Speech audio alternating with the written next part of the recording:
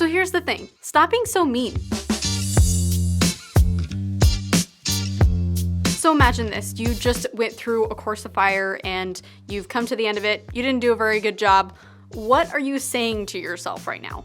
If you're like most other shooters, you're probably being a jerk to yourself. That's what's called negative self-talk. I did that at my first shooting class. I went through a course of fire, I didn't do very well, and I immediately started shaking my head and not saying super nice things to myself in my head. And that's when I received probably the best shooting advice that I've gotten from my friend John, who was teaching the class. He pointed out my blatant negative self-talk by asking me, whatever you're saying to yourself in your head right now, would you allow me to say that to you? And of course, the answer was absolutely not. That interaction didn't just snap me out of having negative self-talk. We're all humans, we all do it, and it wasn't just a quick turnaround. I still do it. But what it did do is it painted it in a new light for me, where I realized that my negative self-talk was disrespectful to myself. Like, I was not being cool to myself. And not only that, it was not helping me in any way, shape, or form. It was only hurting my overall experience. It was not helping me learn. It was not helping me shoot better. There's nothing good about it. So since then, I have paid more attention to it, both for myself, but also I've started to notice it a lot more in the shooters around me. Something that I've noticed more recently is just how verbal shooters are before they shoot, while they're actively shooting, and after they finish shooting. Whether it's positive or negative, shooters often talk or express frustration just with sounds, or with their body language, or with their tone, or with their volume, during shooting, prior to shooting, and after shooting. And I think that if you pay attention to this the next time you go to the range, you'll see it too. You really don't have to be a mind reader to see exactly how someone is feeling when they're expressing it with their volume, the tone in their voice, and with their body language. Oh, are you still a bigger mag? Honestly, it's something that I think every single person that has participated in any kind of sport has done. But in, the context of shooting, pretty sure every single one of us has approached a course of fire and said to themselves, oh, I'm gonna totally blow it.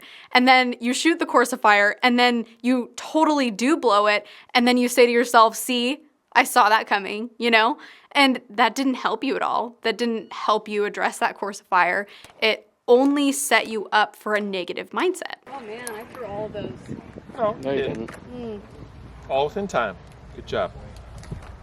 So why am I talking about negative self-talk today?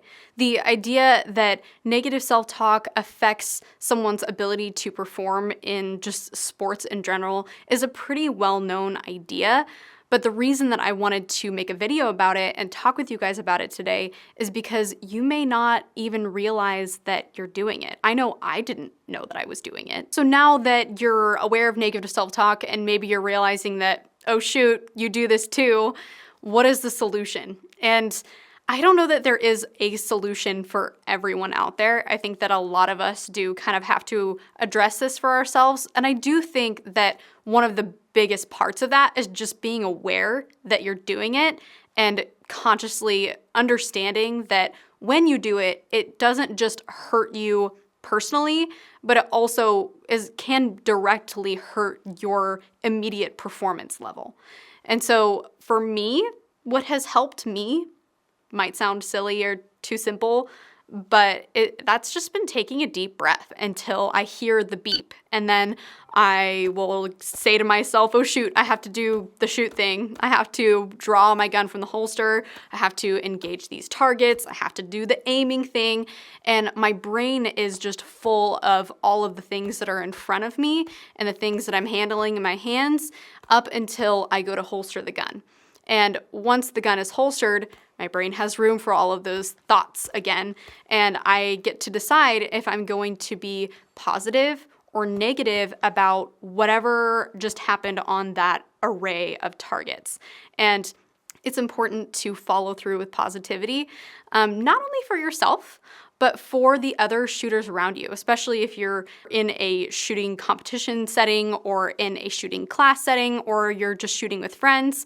It's important to follow that up with positivity, because you can kind of poison the air for those around you with negativity. So the next time you're at the range, I would encourage you to be extra observant of the shooters around you. What is their body language, their tone, their volume telling you about their internal dialogue? Once you've made an observation about whether or not their internal dialogue appears to be positive or negative, then take note of how their shooting performance is going. Do the people who are more positive and level-headed actually shoot better? Or at the very least, do they look like they're having more fun? For me, when I've intentionally looked for this stuff, I've noticed that those who have a more negative headspace tend to make more mistakes while they're shooting. It's kind of like a snowball effect is what I've noticed. So one thing will happen, whether they miss the target or there's a malfunction, and that will lead to kind of like a negative thing, whether it's like a or a head shake or something that shows me they're frustrated. And then that will often lead to more mistakes throughout that course of fire, because they punish themselves for not being perfect, and it snowballed throughout the rest of that course of fire. And this isn't an always sort of thing, but it's just something that I've started to observe pretty consistently. So the next time you go to the range, or the next time you dry fire, I would encourage you to pay attention to your own headspace. And if there are negative moments, try your best to make corrections and see if that doesn't make a difference in your overall shooting experience. It may not change your performance right away, but I can pretty much guarantee that you will walk away with more useful takeaways and having had a lot more fun.